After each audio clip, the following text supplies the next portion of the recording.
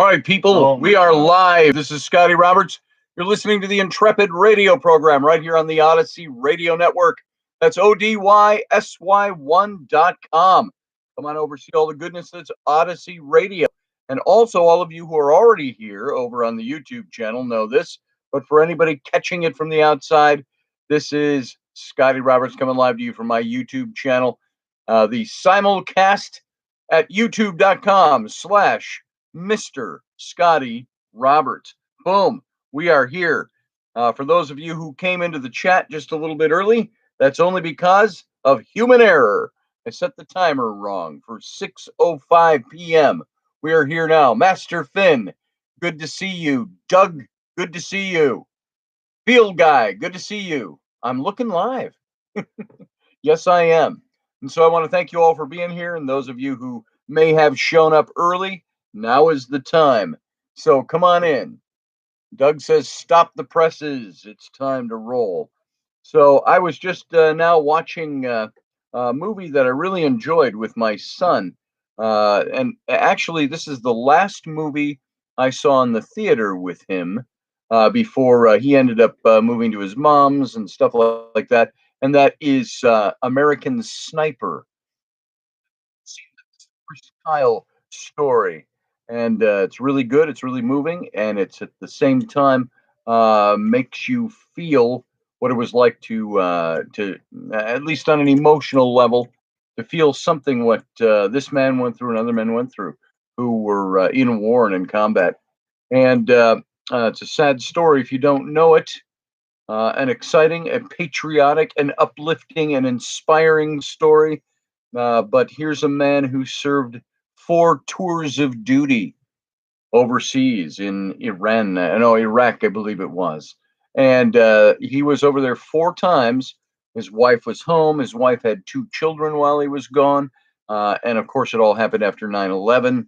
And he lives through all of that. He has his own demons he has to fight with after that, survives it, and is having a wonderful life with his wife. He says, I've got to be home. I got to stay home now. My job's done. After 4 tours of duty. And then somebody he went out to the shooting range with, another former combatant who had PTSD, lost it on the firing range, just a friendly firing range, and shot him and killed him. And so it's quite a story if you haven't seen it. And it's very moving. And now it's something. The topic for tonight, I'm going to be talking about: does the self have a soul? What's this consciousness level? Does consciousness have a soul? And I'm not really going to deal with this particular topic. I'm going to talk about for a minute off of that, but I want to mention it, and that is this whole issue of reincarnation, the whole issue of past lives, the whole issue of old energy that lives on through you. And the reason I'm going to say that, and I may have mentioned this on the show before. I don't think I went into great detail, but I don't remember if I did or not. If I did, it was a while back. Hey, Michelle. Good to see you. Michelle Canham-Free. Good to have you here. But there was, as I mentioned, this is the last movie I saw at the theater with my son before he left home and went off and did his things. And he's the one who's with me here now, down here in Louisiana. But I went to see that movie. And hey, Barbie D, good to see you. Nice to have you over in the chat room. And I had an interesting, I don't even know the proper words to use for it, an experience during the show. Hey, Delaney, you might be interested in this. I'd love to get your feedback on it. Good to see you. And Steve Clark, good to see you. You might be interested in this too. But I went to see American Sniper with my son in the theater when it came out. And I want to say this was 2017. Might have been 2018 when this came out. And I had an interesting personal experience in the theater. You know how I told you, and I even mentioned how I had several dreams throughout my young adulthood and my college days and throughout the years where I had felt that, well, the recurring dreams were all about being in battle of some kind. And I was always part of a military that was placed somewhere throughout the timeline in history. And always different. I remember the ones I remember were I was in the Roman period and I was a soldier, and there was something about having to kill another soldier, an enemy soldier. There was one where I was in the um, what looked like I don't know what the name of the war was, the Mexican War that we had when the Alamo stood, the days of Davy Crockett and others in that era. And I remember there was a point where we were all captured, and I remember we were up on a ridge and we all had our rifles and we were shooting over this ridge. But then the scene changed and we were all lined up like inside a barracks of the day. You know, you're talking 1800s, early to mid 1800s, and we're lined up and we have our guns stripped from us. And I was standing in the line there, and one of the captors from the other army, and this is why I thought it was the Mexican army. They were in the blue coats with the white bandoliers that crisscrossed, and he shot me in the chest, and I woke up. And there was the other one. I've mentioned this one a couple of times before, where I was in. It seemed like the Vietnam War. Now, I was alive during the Vietnam War, so I'm not sure. It might have been in another time period, very close to that, or other conflict before 1916. It grew into a full-blown war, but the imagery was one of a soldier, and we were on the top of a building. If you remember this story, and you know how the tops of these flat top buildings, and they had about a 3 foot wall around them. And we were running along the wall and ducking to stay as low as we could because the wall was only 3 feet high. And I was leading a group of children behind me. And I was wearing green khaki uniform, army uniform. And I had I remember the sleeves were rolled up and they were buttoned. I remember wearing that. I did not have a helmet. I didn't have a gun. And I was running along, and I could see on the building next to us, which was across the street, another flat top building.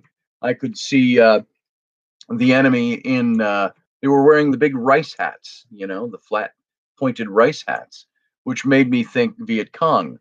But they had an anti-aircraft gun that they were firing, and I could see the side of it. You know, you could see them if you were looking at like you're looking at the screen now. The way I saw them, they're about this tall on this low building, roofed building across the street, and the big aircraft gun pointing up. And so I was running with children, and nothing ever happened in that. I had dreams of being on the high seas and sword fighting, being stabbed in the chest again. And then the next scene, I was dressed the same way with the tight white breeches and the black boots, and just a white shirt open and a sword in my hand. And then I was crawling in through my bedroom window. And there were some other friends of mine from the day there, and this was in high school. And so I had these recurring dreams, and it might have been World War II, Beth. It might have been Korean War. I don't know for sure. But what came to my mind as a result of all of these later on, it didn't come to my mind at the time because this is the time when a lot of these I was in. I remember I was in my dorm room when I had a couple of these dreams. And I was going to the Bible college, and I was going into seminary and going into the ministry. Reincarnation didn't exist back then for me. And so I remember these dreams and these recurring dreams. And then I would find that there would be certain military movies or things like that, books I would read, things that would grip my emotions so deeply that I would just weep. And I thought, why is that happening? And you all know me. I cry very easily. I cry at things that move me emotively. But these were different. And I began to wonder in just recent years, somebody said, well, you probably had some past life in the military. And this is recurring throughout all your lives. And I said, well, I said the jury's out on me on that for me because I don't know how to process that. I don't know how to qualify or quantify any of that. And watching this movie again tonight made me think of this again. And I thought it was going to segue well into what we're going to talk about tonight. But I want to get your thoughts because this movie, when I saw it in the theater with my son, um, I remember I was wearing, it was winter when I saw it. And I was wearing my big, some of you remember my big green woolly coat, like my mountain man coat. It's like a big blanket made into a coat. It's this big thing I'm wearing. And I had on my fedora. And we're sitting in the movie theater. And there were certain scenes where I got deep emotional jabs off of them. And I remember sitting down in the theater. I would scrunch down like this because I thought everybody's looking at me. No explanation for that. That's not rational. Sorry, Scott Allen. I came in and I started talking at the beginning of how I was just out watching the movie American Sniper, the Chris Kyle story, with my son out there on the TV, and but that was the last movie I had seen with him before he left home a few years ago, and so I'm watching it again tonight. I didn't quite have the same feelings, and I think I kept myself a little aloof from it. But I came out of that movie. At the end, I stood up in the theater and I felt like I was standing with military bearing. All right. I don't know how to describe that other than that. So I stood up and I felt this. And the military bearing was standing up straight and tall, walking taller, feeling taller. And it wasn't because the movie ended with me feeling more patriotic or more inspired or something like that. While it was emotional for me in the theater, and I cried through parts in the theater, um, I stood up and I walked out. And I remember I was having a couple of problems with my lower back. The same thing I exacerbated a couple of weeks ago here. And but I didn't feel that. I stood up straight and tall, and I walked out into the foyer. I had my big long woolly coat on, my fedora, my son's with me, and I felt like everybody, and I don't think anybody was, but I felt like everybody's looking at me because I'm walking out of this theater and I'm standing very tall. And I remember this just hit my mind. I remember while I'm watching the movie in the theater, I felt like there was something going on the screen. And those of you who've seen the movie, there was a spot where he's laying on the rooftop and he's aiming. He's the sniper, and he's keeping the other snipers and other people off of his men. And it was during that period. I don't remember exactly what was going on in the film, but something was being said and something was being done, and I felt like somebody whispered in my ear and said, "Pay attention. Watch this. Pay attention." And that was when I felt all of that, like the eyes were on me and everything. Now, I'm not weird, too weird. I don't have weird things like that happen to me. I don't have voices that talk to me. I've had a vision, I think, or two, which I always had said I don't have those kinds of things. And so I'm not too crazy. Let's put it that way. My crazy's in a different area. I don't have voices talking to me. I don't see things that aren't there. And so all of that when I left the theater and I felt that military bearing. And we got in the car. We drove home about a mile home. I got out and I hauled the trash cans down to the street. And we went to a matinee, so it's still afternoon and light outside. And I sat down and that's where it all let down. It's like the military, that feeling, whatever that was, that physical feeling was gone. It was gone. And My son is inside. My other kids are inside. I think we only had probably had all three of the little ones. The littlest, Ellery, was a baby back then, probably. And I'm sitting out in the garage where I had a table set up with my laptop.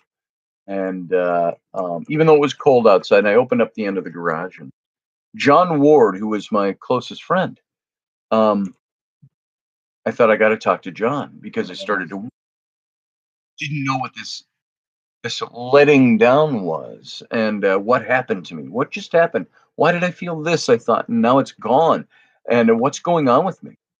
And so I called him because I was I was weeping about it, and I didn't know if I was having very strong feelings of, is this a past life thing? Am I experiencing something? Is it all coming to, am I understanding it all now? Am I getting it now? And why am I getting these feelings right now? This is what was going through my head. And I called John, and I texted him first, and I said, I got to talk to you, brother. Now, he had already moved from near where he was living near me up in Minnesota, and they had already moved out to Sweden. And I think I called him; he was in Sweden. And he said, it's a little late. Let's talk in the morning." I said, "No, no, no, no, no. I got to talk to you now." And I said, "Something has happened." And I said, I'm not understanding it." Now, John was somebody who had had these experiences himself. So I called him up. He called me right away, and we talked about it. I unlaid everything I just told you to him, and probably in more detail because. And he said, "Here's what I want you to do." He says, "I want you to," he says, "just get away from everybody. Go out in the backyard. Even if there's snow on the ground," he says, "go sit under the big oak tree out in your backyard." And he says, "Just," he didn't say meditate. He said, "just empty it." He says, "and let what happens, happens." And his story that he had was similar to that in that he had looked down when he did that, and he saw the legs of a Roman legionnaire in sandals, Roman sandals, marching boot sandals like they wore back 2,000 years ago. And because he had this kind of a thing before himself with a past life experience.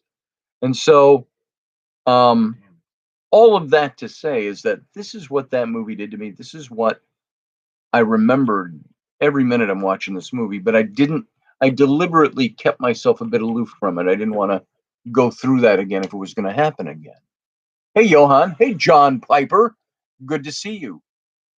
Um, some strong multi-level decompression. Amuse speaking. I don't know if you're speaking that to me, John, or to somebody else who said something because I wasn't following the chat room. But if you were speaking to me, possible. And even now, I have to be very careful the way I retell these events because some of you in here who know me very well, I'm speaking kind of to Matt and maybe some other people that know me very well. You know when it's creeping up. And so I'm sitting here through this whole thing saying, I'm not going to sit here and I don't want to break down about this, but it's right under the surface. And I struggle with it even now. I mean, you can see my eyes. I'm struggling with it even now, as I'm just trying to retell the thoughts and the process and the emotions of that event. And so, and that series of events that led up to that, I think eventually, and I think kind of culminated in that event. It happens to me now. There are things, very strong military things that I see, mostly via movies, sometimes in books, and I don't, you know, deluge myself with these things. It's just when I see them, I see them, and sometimes they're so incredibly wrenching that I go, "Whew, that's different. That's not just being sad because the writers and the directors and the producers of this TV show or this movie made this happen, but they're always in this military setting." And that's why it made me wonder if there is this long stream of military um, in a past life. But I have to always qualify that in saying there is no way to quantify that. There is no way to qualify that. But at the same time, it seemed to we watched that movie. My son chose it. We're watching that, and I think it's very interesting that what I wanted to talk about with you guys on the show tonight had to do with the soul, not so much the reincarnated soul or anything like that, but had to do with does the s- does the self have a soul? And I was going to speak about this tonight from a more scientific or skeptical. Nah, take the word skeptical and push out. Just a scientific, skeptically scientific point of view on these things.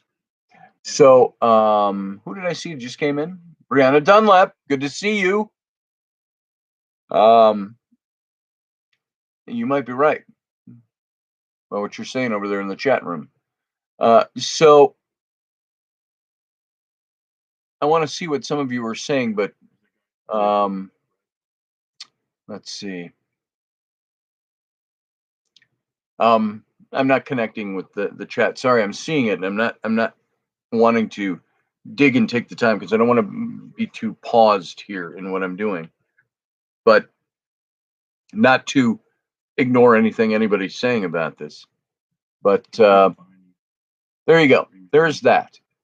The soul is consciousness personified, is what I believe, said Matt. Um, and everybody else who's talking there. Good to see you. I'm glad you're all here, by the way. Those of you I haven't said hello to, Johan Densing Gypsy, good to see you tonight. And Delaney, I think I said hi. And Beth Kirkham, I hope I said hi. Um, yeah, it is a good question, I think, and not a clear answer there. John Piper, if you're still listening, I'd be curious. I always saw you as somebody who, because of your connections to, um, it's slipping from my mind. The play, either seminary or the Bible school or the church. That I'd be curious about your take on this kind of a thing. Resonating reality speaks to the frontal cortex. There you go. See, that's the science side. Um, so let's talk about this a little bit. The main topic I wanted to hit tonight, maybe too serious, too quick, but I wanted to look at this and ask the question: does your self have a soul? Talking yourself. Now, if you're a religious person or a faith-based person, you'd say, "Of course, myself has a soul. I am nobody else but myself." Let's see. I want you to take a look at this from kind of a scientific way. Most religions that are out there claim that there's more to the self than just the brain. We all know that. I think we've all started to really get a better grasp of that in recent years. The traditional understanding is that human sentience, I read this last night, by the way, before we quit the show last night, but human sentience, selfhood, these are things that are conveyed via some kind of non physical substance, for lack of a better word, often called a soul. And though the soul is far out of favor with most contemporary philosophers, a few distinguished scholars defend and scrutinize the idea of a self that is founded on the soul and extends beyond the physical and could survive after the body dies. Now, even with that, those scholars diverge greatly on the topic and the whole concept itself. They take vastly different paths on it. And with some saying that the soul is crucial to personal identity, who you are, the self, though perhaps it can be not separated very easily from the physical body. Another idea is that the soul, in other words, they say that the soul or that spark, whatever that is, dies when the physical dies, that it's all contained in the brain. You kill the brain, it's gone, is the idea. Another idea is that the soul is an information bearing pattern. that connects the living self with the afterlife, the person who lives on forever. And still another scholar might suggest the soul, as it were, is sort of an existential unity of these successive stages of the brain over a person's lifetime. And so there was this distinguished Oxford philosopher of religion, Richard Sweinberg. He talked about the essence of the soul. He was the author of Mind, Brain, and Free Will. That was published by Oxford Press, and defends the soul with sophistication and vigor. He says, I'm going to read this quote from him.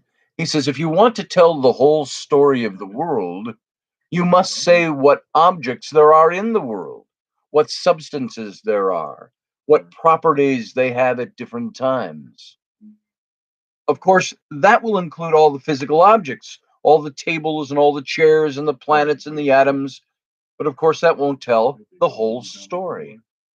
You're going to also have to tell the story of conscious life, which is associated with each body. Now, Swinburne here, he asserted and really put forward the idea that in order to tell the full story of the world, you have to pick out subjects of experience, not just by the experiences they have, not just by the physical bodies with which we're associated, but also with separate mental entities for which the natural world is the soul.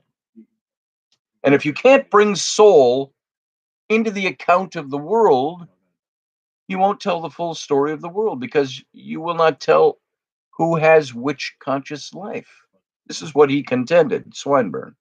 If only the things he goes on and he says, if the only things were physical objects, including bodies, brains, we'd not be able to distinguish a case where you have the body which is presently yours and I have the body which is presently mine from the case where you have the body which is presently mine and I have the body which is presently yours, he added. You would be able to differentiate and distinguish them. If physical properties and mental were just properties of bodies, there would be no difference between these cases. But because there are obvious differences between you and me, there must be another essential part of me which goes where I go. And this is what you can call your soul. So, in other words, everything Swinburne was saying was if we are all just physical qualities, things, you and I are just two different things like a tree or a table or a car or you know, whatever, a hammer, all of those things. If we were just those physical things, then there would be no difference between any of us. There would be nothing there if we all really shared the same qualities. But that if we are all individual souls, that soul is what gives us individual quality. And Swinburne stressed in his argument for the existence of a soul that souls constitute personal identity. Your personal identity in the shell that we wear comes from your soul. And the continued existence of me will consist in the continued existence of my soul, is quite apart from what might happen in the world to come. In other words, a claim about the reality of a non-physical soul doesn't depend on theological revelation.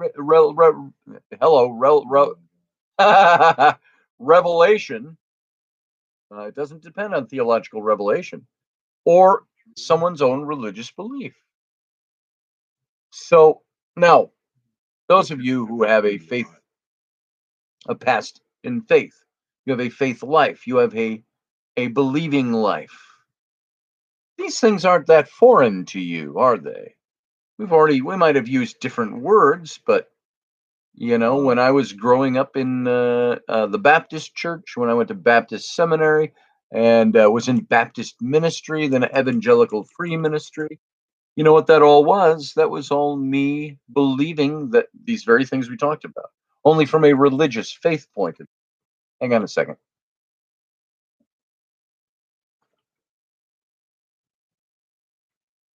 Ah, the soul weight research is also pretty interesting, says Matt Finn. I agree with you. Steve Clark says, the demon inside of me would love for me to die so I could find another shell to take over. That's interesting, Steve. Now, is that something that you feel, Steve, or is that something that was like a theology that you learned, or something that you? I'm going to ask it this way: is it something you heard somewhere else, like a teaching, or is this something that you devised yourself?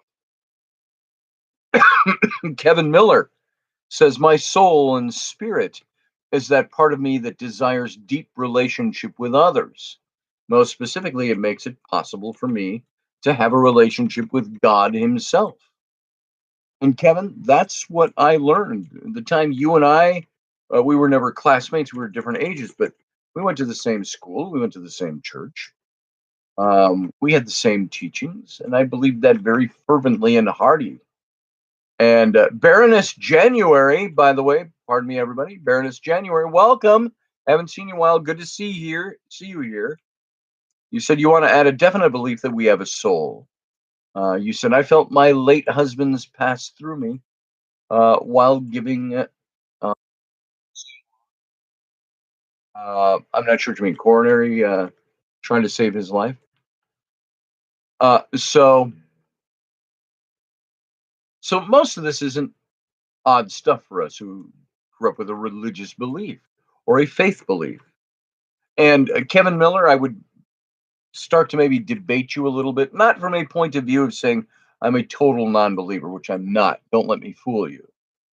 Um, but I would debate with you about that. This is my soul lets me know who God is. Well, if I don't know who God is very well, even through all the born again, the believing, fervently believing, pursuing that for so many years before I turned that switch off and moved in a different direction. Um, I still don't know God. I knew what I was told God was to be. I knew what I learned that I thought God was supposed to be, and what my understanding would be. John asks, what does brown taste like? How would your perception of brown be described? I believe in brown, says John Piper. It's good, great illustration. So, maybe that's where I get hung up on it too much. Think too hard. So for me, is having soul something that brings an understanding of God or a relationship with God? I don't know. I don't know for sure. That's why I become so staunchly agnostic. I am not an atheist, by the way. I question things. I question things because I'm without knowing, without knowledge, I'm agnostic or agnostic, on knowledge. But we've been through all that before, so I'm going to move on with what I'm talking about here. Um, so this whole thing about being, I'm trying to see where to pick this up, how I left it off, and to re-engage it here. The um, I'll just repeat something here. The argument for the existence of a soul, which came through Sweinberg, that souls constitute personal identity, and the continued existence of me will consist in the continued existence of my soul, is really something that's quite different and quite set apart from what might happen in the world to come. And the reality of an unphysical soul doesn't depend on theological revelation. That's the word I stumbled over last time when I was on it a minute ago. Or our own religious belief as to the relationship between body and soul. And of course, that brings up the question, are you a dichotomist or a trichotomist? Body, soul, or body, soul, and spirit? That is actually a divisive topic. in theologians. Are you dichotomist or trichotomist? Uh, I'm kind of ambivalent about that. The relationship between the body and the soul. And maybe, of course, a soul can't function on its own. Maybe it can only function when associated with a body. I don't know this for sure. Does it function as an independent entity of myself after this life? Is there, as we kind of toyed with at the beginning here, is there a past life experience that is building? Is there a soul that starts at the beginning of time and ends at the end of time? Or doesn't end but goes on in a different existence? Is there an accumulation of lifetimes for one soul? Don't know for sure. I wasn't going to talk about that tonight, so I haven't researched and gone through, but there are teachings of Jesus or biblical teachings which I've gone through before and looked at that really can kind of speak to that. And you got to go, wait a minute, what's he saying there? If I had prepared for talking about reincarnation, I would have brought those into play here, and I don't have them in front of me. So I'd have to do a little more research, refresh my memory on that very old topic I studied. So maybe it can only function, the soul, when associated with my body. And in that case, my continued existence would consist in it being joined to a body alone. What do you think of that? Or perhaps an entirely new body. I think a soul could exist on its own. Is the soul the energy of consciousness? Is the soul the spark of life? Therefore, would then the soul is the only thing that gives something life, gives the body life. And if we didn't have the soul, would the body have life, or would the body be something that's very different than what we think it is now? It wouldn't be us. It would be something else. And the soul could exist on its own, but I think a great deal turns on that. A body is required because for us to interact with others, to recognize others, we need different public characteristics, and that might be what the soul does. And this leads to something else we're talking about, the 10 biggest mysteries of the mind, and we might hit that, probably not tonight. Um, the difference between souls is ultimate. What's to prevent your soul from getting mixed up with my soul, your soul and my soul? What's to prevent those things from getting mixed up? Well, maybe they are exactly that. They are created entities to be absolutely different. Sweinberg said that the difference between souls is ultimate, unanalyzable by anything else. A soul has no extinction. It's an immaterial particle, to use an old fashioned philosophical term, an immaterial particle. It does, of course, have characteristics and properties. It has thoughts, it has feelings, attitudes, and so on. But the way we distinguish in practice between souls is in terms of the bodies with which they're associated. Because the difference between your soul and my soul being ultimate doesn't consist in our relationship to our respective bodies. There is, of course, nothing paradoxical about the difference between souls being unanalyzable, because some differences must be ultimate. If you can analyze A by B and B by C and so on, you eventually get to things which you can't analyze. And the differences between human souls, in my view, are one of those things. This is why the only way souls can have a public presence is through their attachment to bodies. How many souls do you know? Now I'll run headlong into a lot of chatter on this one. How many souls do you think you encounter physically? If you were sitting here with me, would I see your soul? Only through the means of your body. Your body contains it at that time and expresses it. Maybe the fact that you can express has to do with the fact that you have a soul. Hey, slightly slanted sleuth. Good to see you. Nice to have you here. I don't know if I've ever talked to you before. Good to have you here. Uh, Slightly Slanted Sleuth says, Steve, demons are self-imposed, in my humble opinion.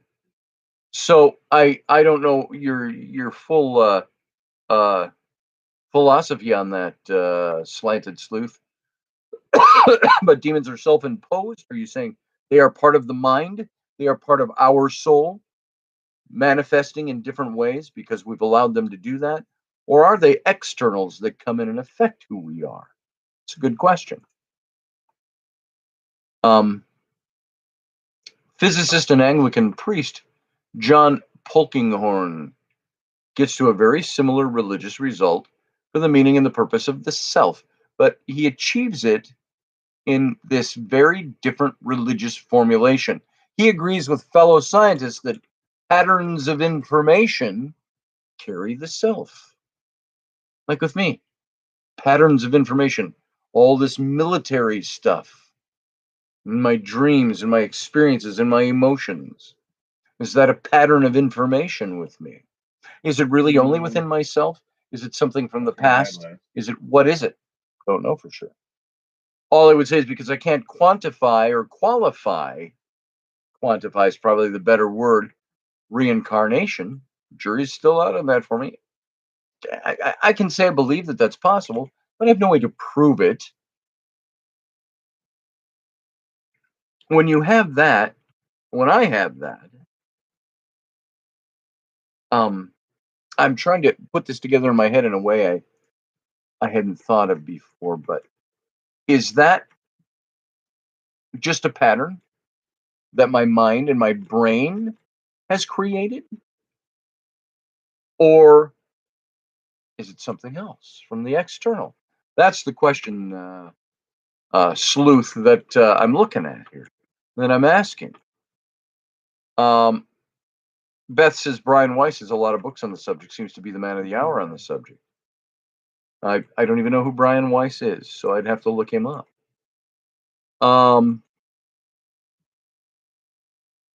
Steve says, at times I start to get angry at the demon, and the demon gets strong and wants out. It drains me.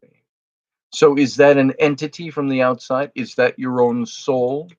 Is that your just simply your brain that's creating those, what science would say, chemical reactions to do certain things? So let's move on. Joe Johann says soul, spirit, body, the Trinity.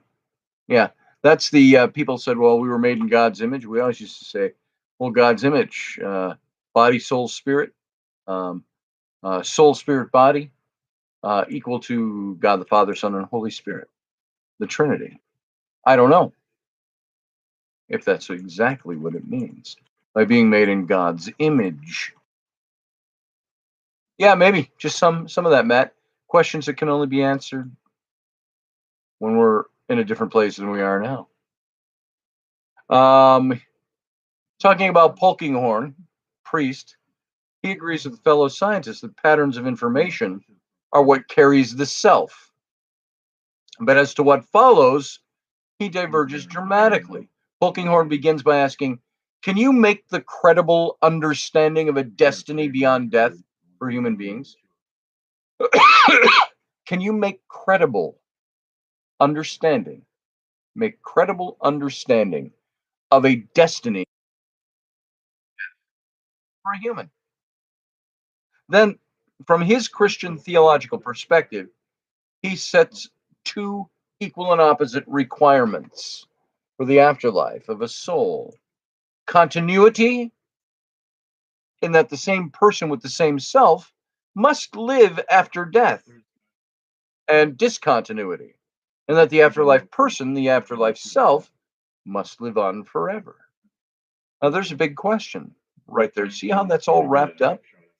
If we have a soul and there's an afterlife, then that soul must retain who we are. If you go biblical and say there is judgment afterwards, there's heaven, there's hell, in order for the human who bears a who not bears who possesses a finite mind, how can God expect a finite creation to comprehend infinite, the infinity. We can comprehend the concept easy enough. Oh, sure, there is infinity, eternity, and so on. But when you think about that and you say the human soul must go on, then that soul then must carry things that you know about yourself now in order for that to matter in the afterlife. Otherwise, the soul is like, who am I? I'm in the afterlife now. Who am I? Who was I? What am I doing? Why am I being judged? So, in a religious aspect, self would have to be retained by the soul, or the soul is the thing that makes the physical body have a self, makes the brain work. It's that spark. Um, so, continuity and discontinuity. The continuity is you retain, the discontinuity is that the soul has to live on beyond the body. So, how then can you have both continuity and discontinuity of the same person, the same self? The traditional answer has always been that the soul is often understood in Platonic terms. There's some sort of spiritual bit of us liberated at death that exists and carries on. Citing the Hebrew scriptures and the New Testament, um, you'd have to say, I think that that's a mistake. Polkinghorne said, we have a psychosomatic unity. We're not apprentice angels. We were never that. That's not who we are. We're not apprentice angels. We're embodied human beings. In fact, it's really difficult to understand what's the character of continuity for a person in this life. Here I am. I'm growing older. I'm balding, whether you can tell or not. You can see I have thinning hair. I'm balding. I'm losing my hair. It's turning white. I've grown soft in the middle now. Soft in the middle now. You know, the old Paul Simon song. Um, we're not apprentice angels. We're not. Um, we're embodied human beings. That makes me the same person as the little boy with the shock of blonde hair, full head of blonde hair that turned dark when I was in my 20s and 30s and then started going gray. The continuity is that I'm the same person as the little boy I grew up as. I may have had a full head of thick hair that was much darker 30 years ago, 20 years ago, but I'm the same. The continuity is I'm the same person, even though my hair's going away and it's white. Sometimes not so white, depending on the light you're seeing it in. Um, what makes me the same person as the little boy? It's not atomic. It's not material continuity. The atoms in my body are totally different from the atoms in the kid that I grew up as. So it's not on the atomic level. Atoms keep dying and reproducing, moving on, reshaping. But I'm the same guy. I've got the memories. I look the same, except I've aged. It's still me. So it's not the patterns in which those atoms are organized in some extraordinary, elaborate, and complex sense. And I think that's what the human soul is. It's the information bearing pattern that is the real me. The thing that bears the pattern that tells the new atoms how to exist in this body. At death, then, wouldn't that pattern decay with the body in which it resided? If I believe in the faithful God, God will remember that pattern, will reconstitute that pattern in an act of resurrection, like it's a spiritual transporter room. God remembers your coordinates. Um, but that's not keeping me alive after death and before resurrection. So if I'm truly to live again, I have to be re-embodied because that's what I was as a human being. That's the continuity side of things. The discontinuity is that I'm not made alive again in order to die again. So I must be embodied in some new form of matter. That's perfectly coherent to believe that God can bring into being such new form of matter. The idea of our afterlife existence existing in a renewed instantiation, maybe that's why that's pronounced, of the pattern of information that we had on the earth is really highly problematic. The trouble is not merely how God, if God so chose, bring into renewed existence a being with a specific pattern of information, because God can do anything, right? He made it all. But that God, rather, could therefore bring into existence a few thousand such beings, multiple millions of such beings. But because only one of them could be me, a pattern of information provides no extra criterion for distinguishing which one that would be. And whatever the extra criterion is, I would have to be such that there logically could only be one instance of it at one time. And if we have such a criterion, then what need is there for pattern of information to be the same as the previous pattern?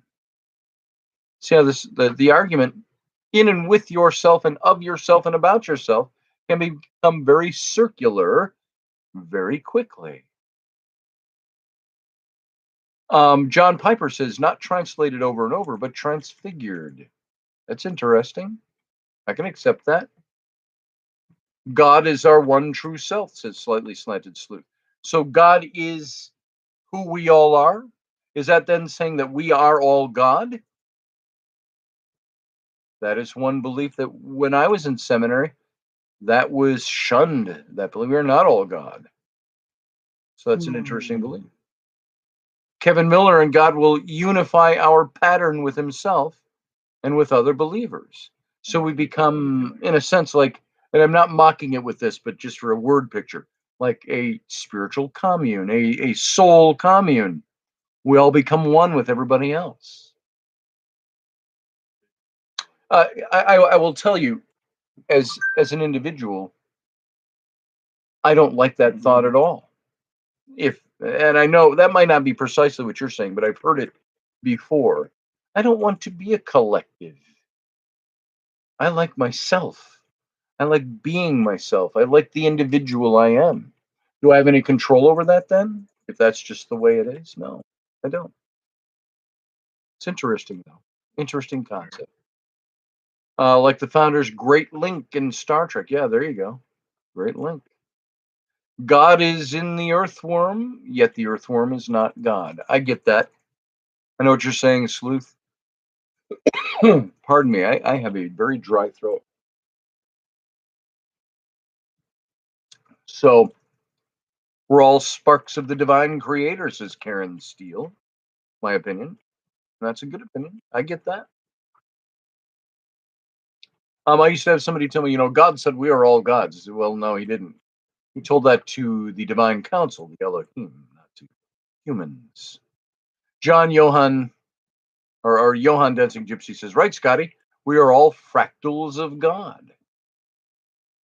You could break the God glass, and we were all the little fractal pieces flying around. Okay. I believe there'll be total understanding, but we'll retain some individuality. And that's good. I hope that total collective understanding exists. I mean, that's kind of cool when you think about it. But I don't want to become one with a collective. So maybe we do retain some individuality. Does our individuality, who we are as an individual being, dissolve in the afterlife? It's a good question. And if it does, do I want that? And if it does, and that's the real truth of it, do I have a choice?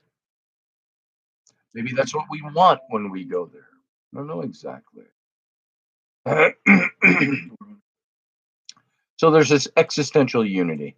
Let's get to that. Philosopher John Leslie, he was a professor emeritus at the University of Guelph in Canada, stated that robust selfhood may require a kind of existential unity. a state as found in wholes whose parts are incapable of separate existence. I mean, that's what you are all referring to. In other words, they couldn't split apart from one another without changing their intrinsic natures. What do you think of that? And now I also have to tell you this. It just seems to me that with all these philosophies we have out there, all these theologies, all these ways of viewing these things, how do we know who's right? Perhaps one group would say, I know I'm right because it's written in the Bible. Another group would say, well, I know it's right because I've experienced this spirit. I know it's right because of this, because of that, because of the other thing. But if there was a universal truth about it, why is that universal truth so elusive? Shouldn't universal truth be something that we can attain very easily without the question of, well, how do I know that's true? Isn't that just some guy telling me that that's true? It's like I said, yeah, just ask my wife, said Doug Stack. Ain't that the truth? My wife will always tell me what's right and wrong and where I'm right and wrong. And I love her. She just fixed our car again tonight. She had to pull more spark plugs from it. And so she did all that. She got the neighbor, John, our neighbors, excuse me, John and Brianna, who we hang out with quite a bit. John came over and loosened some of those things for her with his strong like ox arms. And so John and Brianna, if you're listening, I want to thank you for helping Rainy out. So moving on with this thought, Leslie likened this existential unit to the holistic conscious experience of a painting or of several successive musical notes heard together. He said, though it's existential, this unity of the self is real. It might depend on the fact that particular states of a brain and also successive states of that brain and their linkages over a lifetime possess this existential unity.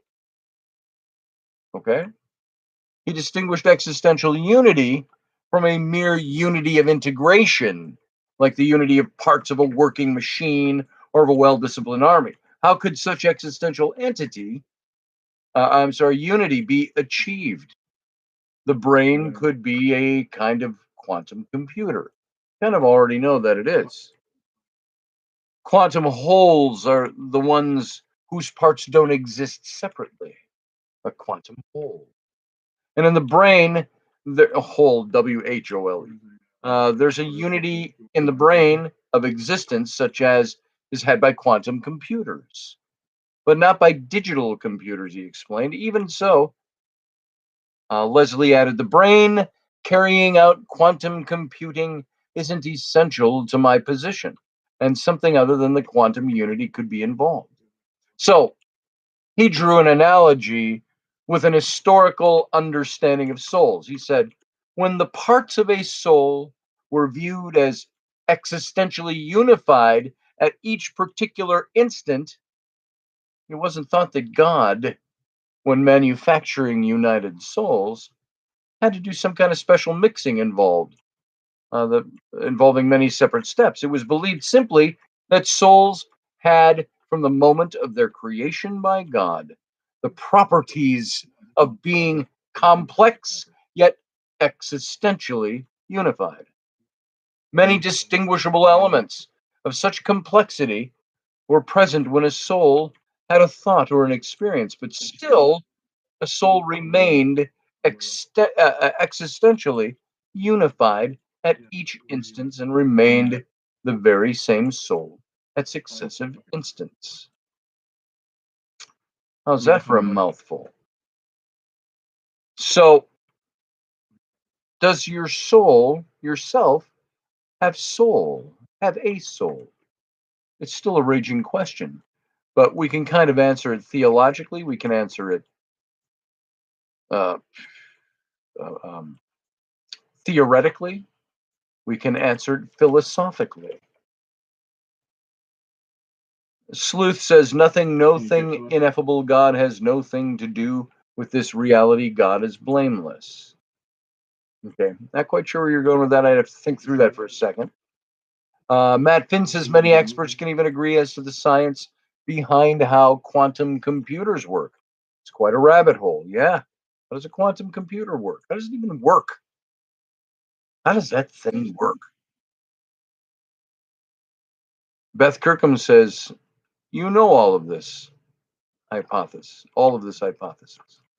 Yeah, that's true. We all do. So there's so much more. We're technically at the end of the show.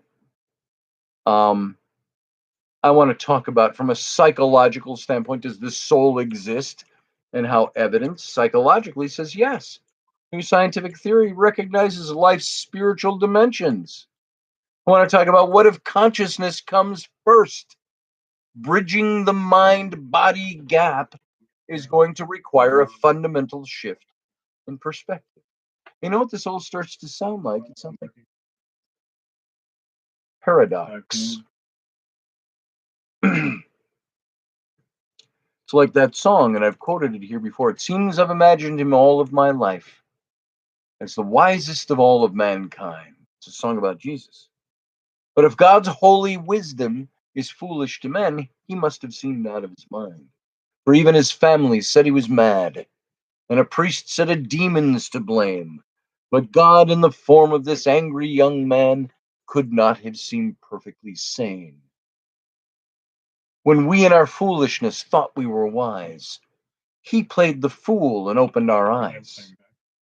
When we in our weakness believed we were strong, he became helpless to show we were wrong. And so we follow God's own fool, for only the foolish can tell. Believe the unbelievable and come be a fool as well. So surrender your hunger. So come lose your life to the carpenter's son, to a madman who died for a dream. Then you'll feel the faith his first followers had, and you'll feel the weight of the beam. Surrender your hunger to say you must know. Have the courage to say, I believe, for the power of paradox opens your eyes and blinds those who say they can see. When we in our foolishness thought we were wise, he played the fool and opened our eyes. When we in our weakness believed we were strong, he became helpless to show we were wrong. And so we follow God's own fool, for only the foolish can tell. Believe the unbelievable and come be a fool as well. Paradox of the soul. The other thing, of course, is this consciousness. It's bridging that mind body gap. I think we'll save these thoughts for another night. We'll hit this again. Believe it or not, folks, this is our paranormal shows. Paranormal isn't just about ghost hunting or recording EVPs. I think the paranormal consists of a lot more. This is outside the normal, this stuff. How do we define those things? Beautified, says Sleuth. There you go, Johan. All right, you guys. That's all I got for tonight. We will quit. It's 10:04 p.m. Central Standard Time, 11:04 out east, and it's, of course, 8:04 out on the West Coast. And we're going to take a little break. Tomorrow is Friday, and we'll be back tomorrow night at the same time, 10 p.m. Eastern, 9 p.m. Central, right here. So that's not my phone. That's the other computer ringing. So good night, everybody. Good night, Doug. Good night, Barbie. Brianna. Good night to you, dancing Johan Gypsy. Slightly slanted sleuth. I appreciate your input. Matt Finn, brother Finn. There's my Etsy page in the chat room. You want to come and see some of the garments we put together, all my designs that I've done for those garments. You can come to my website, scottallenroberts.com, and see everything that I'm about. See my books and stuff like that, and my other junk. So, thank you all for being here. Scott Allen says, see you in your dream field. All right. So, I'm going to go, and you guys all have a good night. I appreciate the fact that you would take your time to be here and give it to me. Live long and prosper, folks.